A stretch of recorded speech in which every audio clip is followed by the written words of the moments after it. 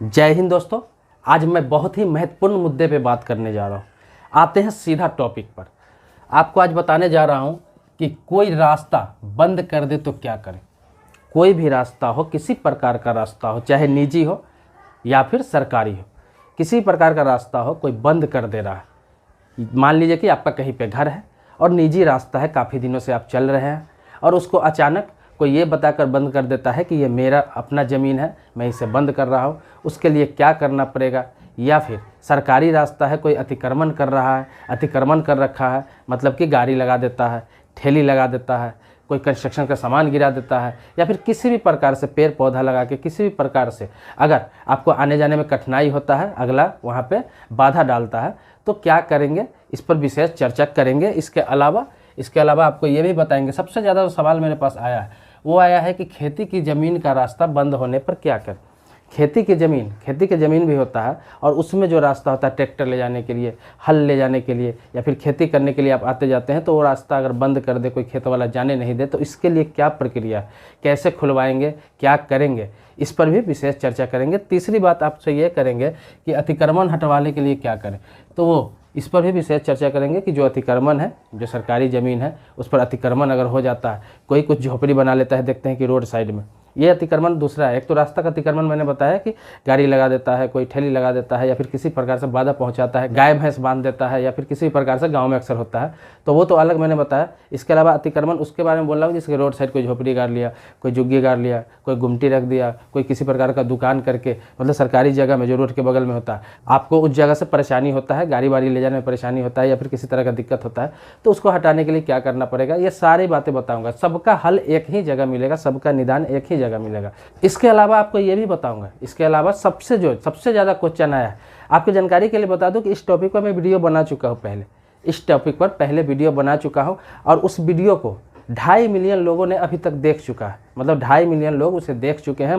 2.5 million आप समझ रहे होंगे, 25 लाख लोग देख चुके हैं और लगातार लोग देख ही रहे हैं। उसमें सारा विशेष चर्चा मैं इस सब्जेक्ट पे किया हूँ और हर चीज़, धारा, सेक्शन, एक्ट, हर चीज़ बताया हूँ कि किस प्रकार से कहाँ कंप्लेन करेंगे और कहाँ सुनवाई होगी, आपको वहाँ नहीं होगा तो फिर उससे आगे कहाँ जाना है, सारा चीज़ मैं बता रखा हूँ। लेकिन आज संक्षेप में ये बताऊँगा, जो मैं तीनों क्वेश्चन में बोला हूँ ये संक्षेप में बताऊँगा।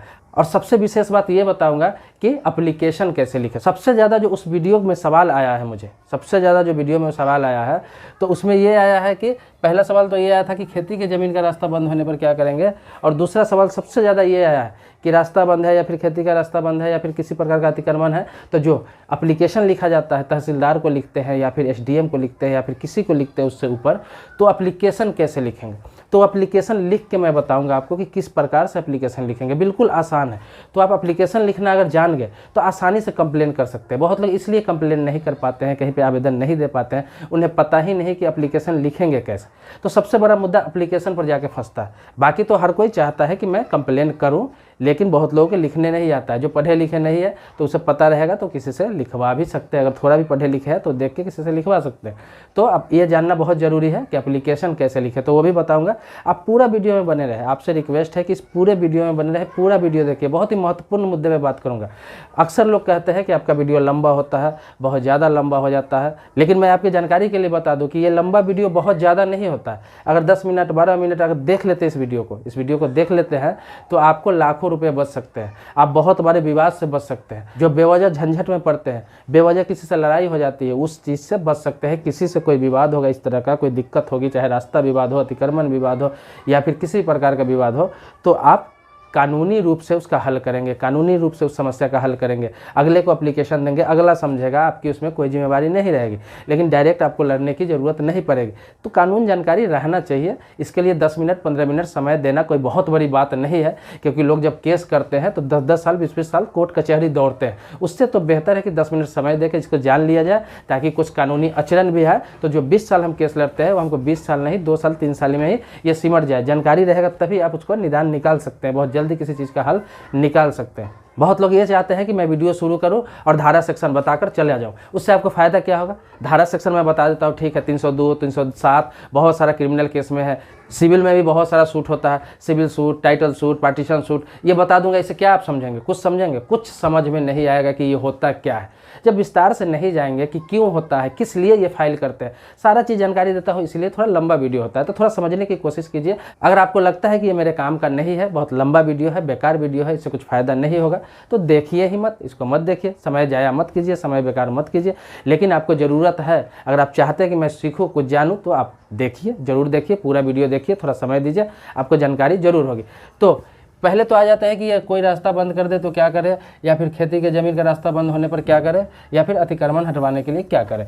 तो ये सेक्शन वगैरह जो भी है तो मैं पुराने वीडियो में बता चुका हूँ, बहुत पहले नहीं बनाया हूँ, कुछ दिन पहले ही बनाया हूँ, उसका लिंक डिस्क्रिप्शन में डालूंगा। उस वीडियो का दो वीडियो है, दोनों वीडियो का लिंक डिस्क्रिप्शन में डालूंगा, आप वहाँ जाके आराम से देख सकते हैं, या फिर जब वीडियो एंड होगा तो एंड स्क्रीन पर आपको दोनों वीडियो मिल जाएगा, वहाँ भी जाकर आप देख सकते हैं। जब वीडियो खत्म होगा तो वहाँ पर वीडियो का लिंक दिखेगा, वहाँ से भी क्लिक करके देख सकते हैं, या फिर इस वीडियो के डिस्क्रिप्शन में आपको 100% मिल जाएगा दोनों वीडियो, वहाँ जाके आप देख सकते हैं। तो मोटा मोटी मैं आपको बता दूं कि इसमें आपको तहसीलदार, जो आपके तहसील होता है, जो हर जगह अलग अलग बोला जाता है, जैसे बिहार में आप जाएंगे तो वहाँ पे अंचल ऑफिसर बोला जाता है, मतलब अंचलाधिकारी बोलते हैं उसको, जिसे हम सर्किल ऑफिसर कहते हैं, अंग्रेजी में सर्किल ऑफिसर कहते हैं, और उसे अंचलाधिकारी बोलते हैं। वही आप यूपी में चले जाएंगे तो वहाँ बोला जाता है तहसीलदार, और जहाँ वो बैठते हैं उसको बोला जाता है तहसील। फिर झारखंड में अंचलाधिकारी बोला जाता है, अंचल कार्यालय बोला जाता है। तो सब जगह अलग अलग, लेकिन ज़्यादातर जगहों में तहसील ही बोला जाता है या फिर अंचलाधिकारी ही बोला जाता है, यही दो चीज़ बोला जाता है।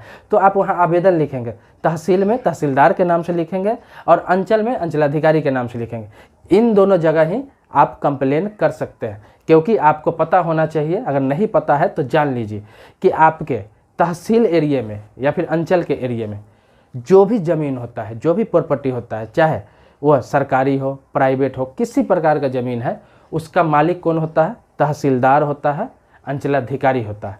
वही इस प्रॉपर्टी का मालिक होता है। भले ही आपके नाम से रजिस्ट्री होता है, वो ज़मीन रजिस्ट्री होता है, आपका मालिकाना हक होता है, लेकिन प्रॉपर्टी का मालिक आप नहीं होते। क्योंकि आप देखेंगे अक्सर जमाबंदी में जब जाएंगे, जहाँ जमाबंदी कराते हैं, रजिस्टर 2 जिसे बोलते हैं, या फिर आप खतियान निकाल कर देख लीजिए, या फिर आप रसीद कटाते होंगे ज़मीन के, उस पर देखेंगे क्लियर लिखा रहता है। कभी भी उस पर यह नहीं लिखा रहता है प्रॉपर्टी मालिक का नाम, मकान मालिक का नाम, ज़मीन मालिक का नाम नहीं लिखा रहता है। उस पर यह लिखा रहता है कि रैयत का नाम। आप रैयत होते हैं, तहसीलदार का रैयत होते हैं, आप अंचलाधिकारी का रैयत होते हैं। जो भी वहाँ पोस्टिंग होकर आता है उसके अंडर में ही सारा ज़मीन होता है, मतलब ज़मीन का मालिक वही होता है। उसी के सिग्नेचर से सारा ज़मीन उलटफेर होता है, चाहे आपका दाखिल खारिज का काम हो, चाहे आपका किसी प्रकार का काम हो, जैसे मोटेशन हो गया, कहीं रास्ता निकालना है, कहीं मापी करना है, कोई चीज़ पास करना है, कहीं पर किस ज़मीन पर क्या बनना है, कहीं स्कूल कहाँ बनना है, कहाँ पर मंदिर बनना है, कहाँ पर क्या बनना है, जब बिना उनके इजाज़त से कुछ भी नहीं हो सकता है, तो वो मालिक होता है एक तरह से। तो पहले इस तरह का अगर मामला है आपके पास, चाहे खेती की ज़मीन का रास्ता बंद हो रहा है या फिर किसी प्रकार का रास्ता बंद हो रहा है, अतिक्रमण हो रहा है, तहसीलदार को आवेदन देना है। तो तहसीलदार के आवेदन देने के लिए कैसे लिखेंगे आवेदन? उसके बाद वहाँ अगर सुनवाई नहीं होता है, मान लिया जाए कि वहाँ आवेदन दे दिया, आपको रिसीविंग मिल गया और उसके बाद वहाँ से कार्रवाई नहीं हो रही है, वो सुन नहीं रहे या फिर उनके पास टाइम नहीं है, तो उससे आगे कहाँ बढ़ेंगे? तो उससे आगे आपको बढ़ना है SDM को आवेदन देना है। तो SDM को आवेदन देना है, मतलब कि उसे SDO भी बोलते हैं। जब वो कोर्ट में होते हैं तो SDM कहलाते हैं, सब डिविजनल मजिस्ट्रेट कहलाते हैं, और जब कोर्ट से बाहर होते हैं तो उन्हें SDO बोला जाता है, यानी सब डिविजनल ऑफिसर बोला जाता है। तो वो पावरफुल होता है, जिसे हिंदी में कहीं कहीं अनुमंडलाधिकारी बोलते हैं, कहीं कहीं उप जिलाधिकारी बोलते हैं, कहीं कहीं मंडलाधिकारी बोलते हैं, सब जगह अलग अलग बोलते हैं। तो इसमें से देख लेंगे क्या है, लेकिन SDM तो हर जगह बोलते ही हैं उन्हें। तो उनके नाम से भी आवेदन कैसे लिखा जाता है, दोनों प्रक्रिया बताऊंगा कि पहले आपको तहसील में, अंचल कार्यालय में देना है, वहाँ सुनवाई नहीं हुई तो आपको SDM SDO को देना है, तो वहाँ सुनवाई 100% होगी। उसमें यह भी मेंशन करना है कि पहले मैंने तहसील और अंचल में दिया है, जो इस पर कोई सुनवाई नहीं हुई। जब आवेदन दे देंगे तो उसी दिन से आपका काम शुरू हो जाएगा। तो तरीका मैं बताऊँगा आपको। खेती की ज़मीन जो होती है और उसमें जो रास्ता होता है, तो उसमें कोई पर्सनल रास्ता तो किसी का होता नहीं, किसी खेत की तरफ से आप लेकर चले जाते हैं ट्रैक्टर। मैं पहले बता दे रहा हूँ खेती की ज़मीन वालों के लिए, जिनका आने जाने में खेत में दिक्कत होती है, मतलब ट्रैक्टर ले जाने के लिए दिक्कत होती है, हल ले जाने के लिए दिक्कत होता है, खेती में फसल काटने के लिए दिक्कत होता है। तो उसके लिए होता क्या है कि जब आप ट्रैक्टर लेकर जाते हैं, किसी प्रकार का आप खेती करने के लिए जब जाते हैं, तो आपको कहीं कहीं रास्ता बंद कर दिया जाता है। आपका बीच में खेत है, जैसे कि मान लिया कि रोड है कहीं पर, ये मान लिया कि रोड है, ये मान लिया कि ये रोड है, ठीक है, और यहाँ पे ये खेत सब है, ये खेत हुआ, इस प्रकार से खेत होता है, और उसके बाद इस प्रकार से खेत होता है, आप देख रहे हैं, इस प्रकार से खेत होता है। फिर यहाँ से आप ले लीजिए, इस प्रकार से खेत होता है, ये हो गया खेत आपका, ठीक है, और ये हो गया रोड। लेकिन आपका ज़मीन ये है, आपका ज़मीन ये है या आपका ज़मीन ये है या फिर आपका ज़मीन ये है, कोई भी ज़मीन है, मतलब ये तीनों छोड़कर रोड के बगल में जो, तो होता क्या है कि रोड के सामने वाला आपका रास्ता बंद कर देता है, जाने नहीं देता है। तो आप इसमें फसल कैसे लगाएंगे या फिर फसल कैसे काटेंगे, इसकी जुताई कैसे करेंगे, बुआई कैसे करेंगे, सिंचाई कैसे करेंगे, तो उसके लिए परेशानी होने लगती है। लेकिन आपकी जानकारी के लिए बता दूं कि खेती का रास्ता भी कोई नहीं रोक सकता है किसी का। तो खेती का रास्ता नहीं रोक सकता है, इसके लिए कानून बना हुआ है। हर स्टेट का अलग अलग कानून, आपके जानकारी के लिए बता दूं कि हर स्टेट का अलग अलग कानून है, इस पर कोई नेशनल कानून नहीं है। अब हर स्टेट में क्या क्या कानून है, तो आपके जानकारी के लिए बता दूं कि हर स्टेट में, जैसे कि राज्य काश्तकारी एक्ट बना हुआ है, स्टेट काश्तकारी एक्ट हर जगह बना हुआ है। जैसे कि महाराष्ट्र में आप जाएंगे तो महाराष्ट्र काश्तकारी एक्ट बना हुआ है, यूपी में यूपी काश्तकारी एक्ट बना हुआ है, बिहार में बिहार काश्तकारी एक्ट बना हुआ है, इसी तरह राजस्थान में राजस्थान काश्तकारी एक्ट बना हुआ है। हर जगह इस तरह का एक्ट बना हुआ है, जिसके तहत खेती बाड़ी का अगर रास्ता है और उसमें बंद कर दिया जाता है, आपको जाने नहीं दिया जाता, आपको अंदर में खेत है, तो उसको भी आप खुलवा सकते हैं, आसानी से खुलवा सकते हैं। इसके लिए भी कंप्लेन आपको तहसीलदार को ही देना पड़ता है। उस एक्ट के तहत तहसीलदार को ही देंगे, तो आपको एक्ट से मतलब नहीं है कि क्या एक्ट लगेगा, क्या धारा लगेगा और किस एक्ट में काम होगा, क्योंकि तहसीलदार को सब मालूम है कानून और उसके पास सारे चीज़ का लिस्ट होता है। तो उनको क्या करना है वो करेंगे, आपको सिर्फ आवेदन देना है कि क्या क्या आपके साथ समस्या हुई है। आपको आवेदन लिख के बता देता हूँ, एक ही तरह से आवेदन लिखाएगा जो सब जगह काम आएगा, चाहे निजी रास्ता हो, सरकारी रास्ता हो, अतिक्रमण हो या फिर खेती बाड़ी की ज़मीन में रास्ता अगर बंद हो रहा है तो किस तरह लिखना है वो अब आ जाते हैं। आपको आवेदन लिख के पूरा समझाता हूँ, आप उसी प्रकार से आवेदन लिख के आप देंगे, एसडीएम को भी देंगे और आप तहसीलदार को भी देंगे, तो दोनों जगह दे सकते हैं आवेदन। तो आते हैं आवेदन लिख के मैं आपको बताता हूँ। तो आप आवेदन कैसे लिखेंगे, क्या लिखेंगे, देखिए। तो आपको लिखना क्या है, एक पेज ले लेना है, सादा पेज लेना है, A4 साइज का। A4 साइज समझते हैं, जिस पर फोटो स्टेट करते हैं, जो जिस पेज पे फोटो स्टेट देखते हैं, फोटो कॉपी कराते हैं, वो A4 साइज उसे बोलते हैं। वो पेपर आप लेंगे, उस पेपर पर आप आवेदन लिखेंगे। ऊपर में लिखना है आपको सेवा में, ये जो देख रहे हैं सेवा में, इस तरह लिखना है।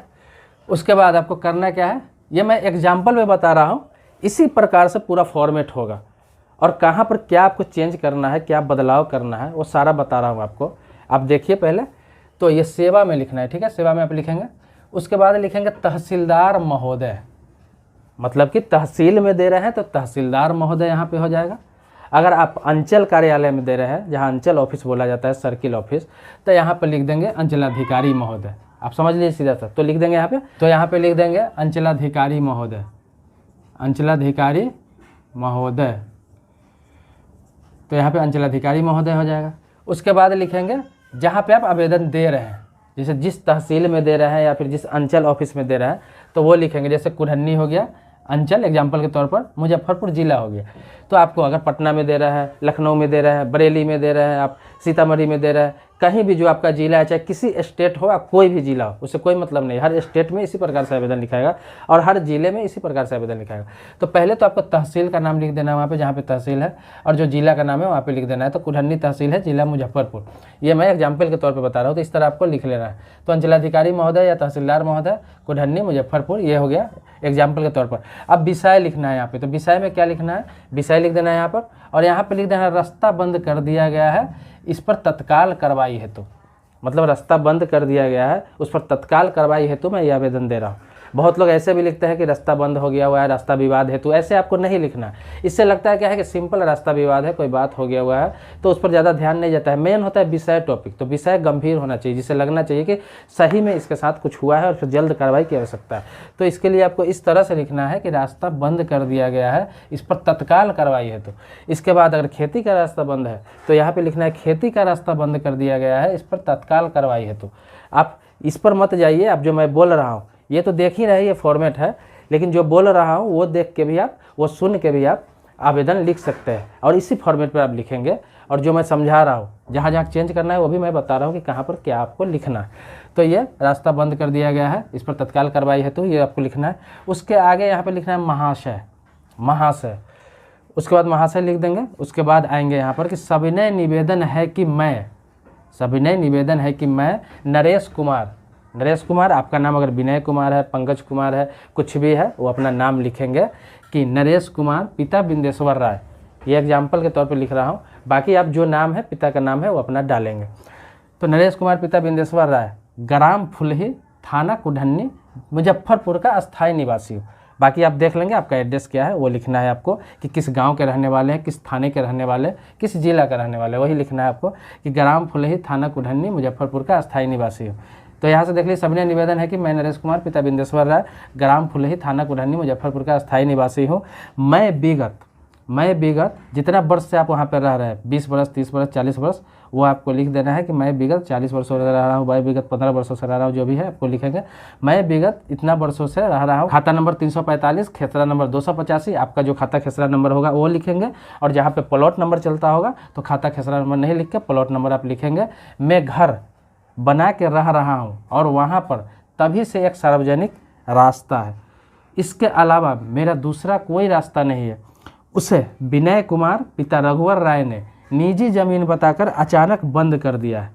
मतलब कि ये बात आपको लिखना है कि किसने बंद किया है निजी ज़मीन बताकर, या फिर किसी भी प्रकार का ज़मीन बताकर वो बंद किया है, उसका नाम एड्रेस के साथ आपको लिखना है।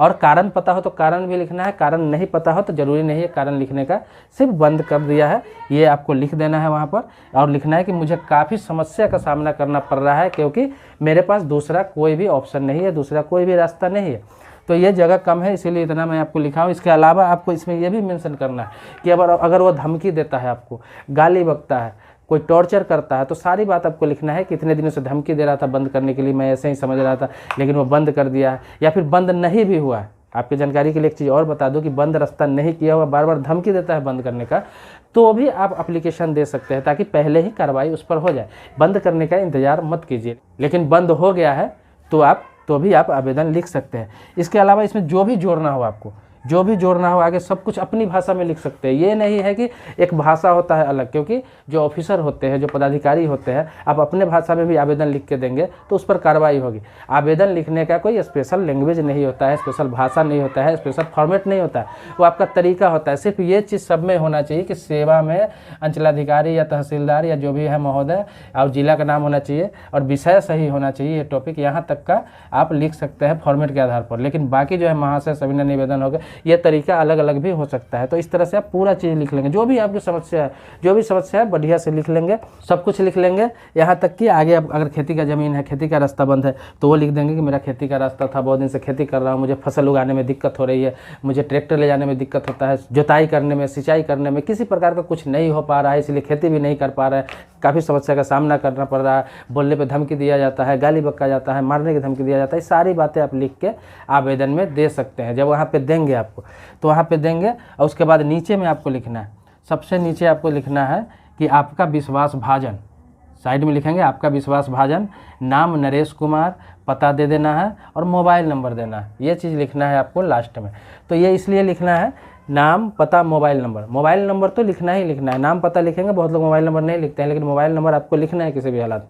मोबाइल नंबर इसलिए लिखना है कि मोबाइल नंबर आप लिखेंगे तभी हर चीज़ ऑनलाइन काम होता है और तत्काल निष्पादन करने की कोशिश की जाती है। तो हो सकता है आप जब मोबाइल नंबर लिखे रहेंगे तो हो सकता है अंचलाधिकारी हो, तहसीलदार हो, वो आपको डायरेक्ट फ़ोन करे, डायरेक्ट फ़ोन करके आपको बुला के भी समस्या सुने आपके आवेदन पर, तो बुला के भी समस्या सुन सकता है। या फिर जहां आपने एसडीएम के पास आवेदन दिया, एसडीओ के पास आवेदन दिया, हो सकता है वो भी कॉल करके बुला के आपकी समस्या सुने। तो आवेदन के साथ ये चीज़ जरूर दें, क्योंकि आवेदन जिस समय देंगे उनको, जिस समय देंगे तो आवेदन रख लेंगे, उस समय उनके पास टाइम नहीं होता है, बहुत सारे लोग आवेदन देते हैं, उस समय रख लेंगे। लेकिन पढ़ने के बाद, कभी जब आवेदन पढ़ेंगे वो बाद में, तो आवेदन पढ़ेंगे तो हो सकता है कि आपका मामला गंभीर लगे तो आपको पहले कॉल भी वो कर सकते हैं, बुला भी सकते हैं। और आप कहेंगे कि अब जमा कहाँ करें, ये आवेदन जमा कहाँ करें, तो ये चीज़ लिख लेना है आपको, यहाँ पे सिग्नेचर कर देना है और यहाँ पे आपको ये सारा चीज़ लिख के आप नाम पता मोबाइल नंबर के साथ आपको वहाँ जमा कर देना है। डेट भी डाल देना है, कहीं पर आप साइड में भी डेट डाल सकते हैं, तो डेट डाल देंगे।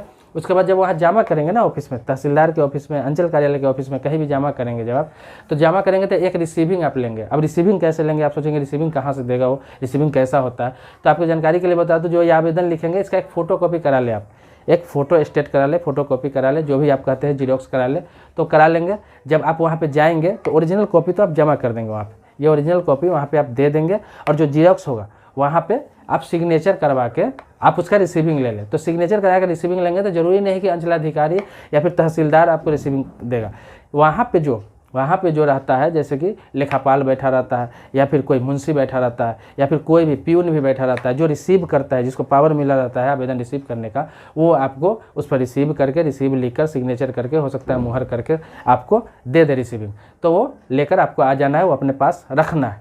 अब इसके बाद आपको इंतज़ार करना है 1 महीने तक। 1 महीने तक मैक्सिमम इंतज़ार करना है आपको, इससे ज़्यादा नहीं करना है, इतना इंतज़ार करना है। अगर इस पर सुनवाई नहीं हो रहा है, इस पर सुनवाई नहीं हो रहा है, इस पर काम नहीं हो रहा है, तो आपको चुपचाप नहीं बैठना, फिर इसी प्रकार से आवेदन लिखना है।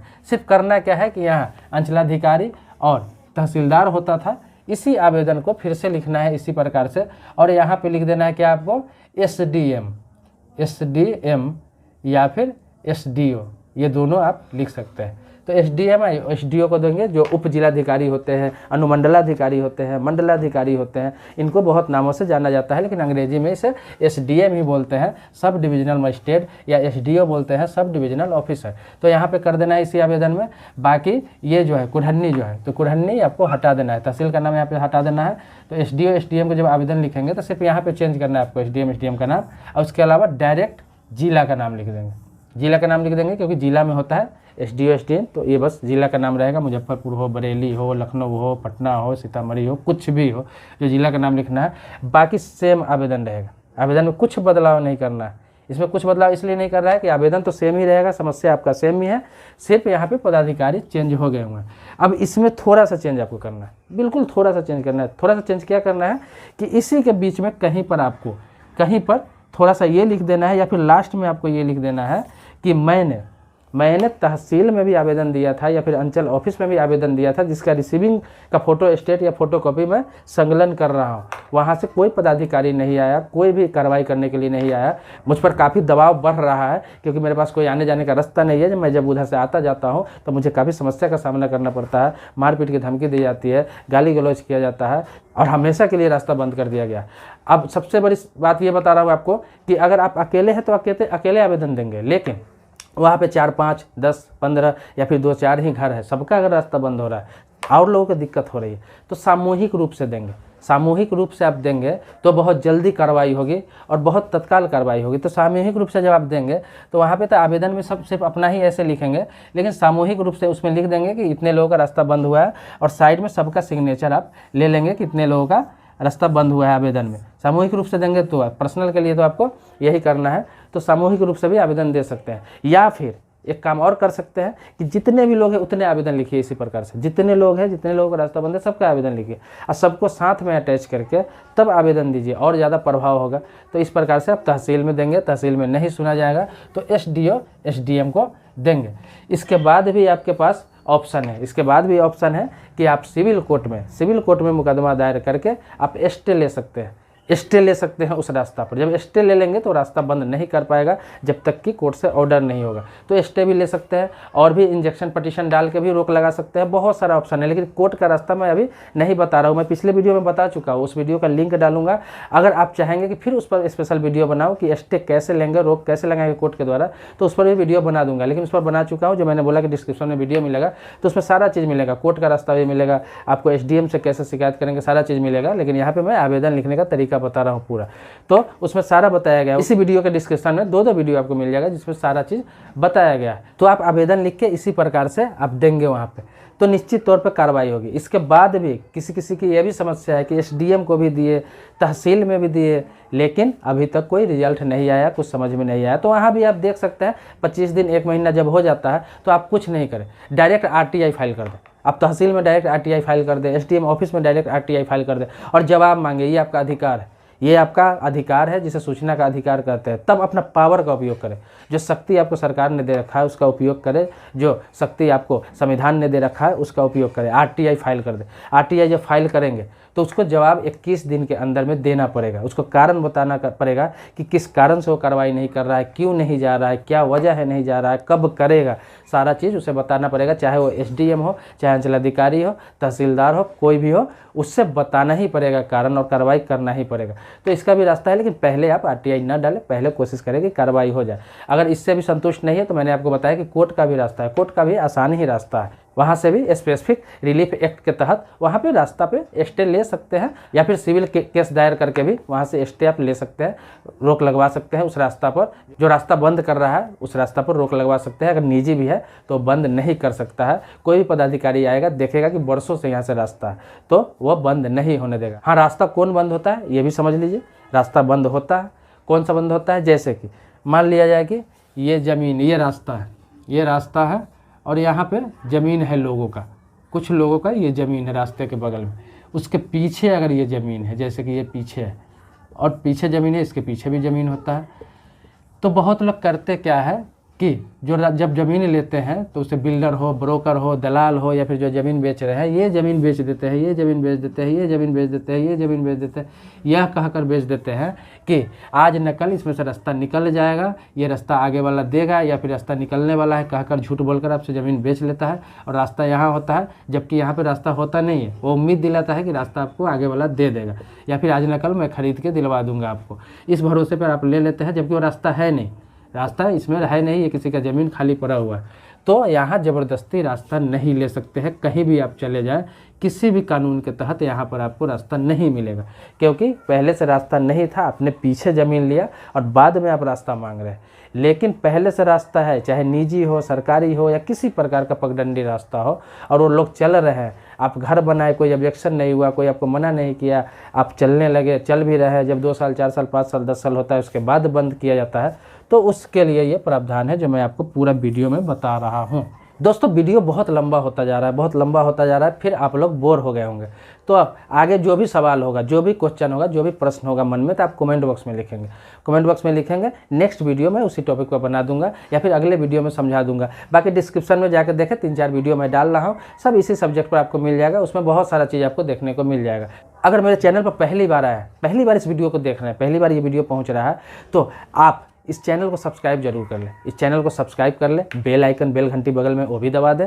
और अगर मेरे सब्सक्राइबर पहले से वीडियो देख रहे हैं, मेरा सब्सक्राइबर है, तो इसके लिए कोटि धन्यवाद देता हूं। इसी तरह का यूनिक वीडियो आपको, जानकारी वाला वीडियो आपको मैं डालता रहूँगा। जो आप सवाल करेंगे आप लोग, उसी सब्जेक्ट पर वीडियो बनाता रहूँगा। मिलते हैं नेक्स्ट वीडियो में, तब तक के लिए जय हिंद दोस्तों।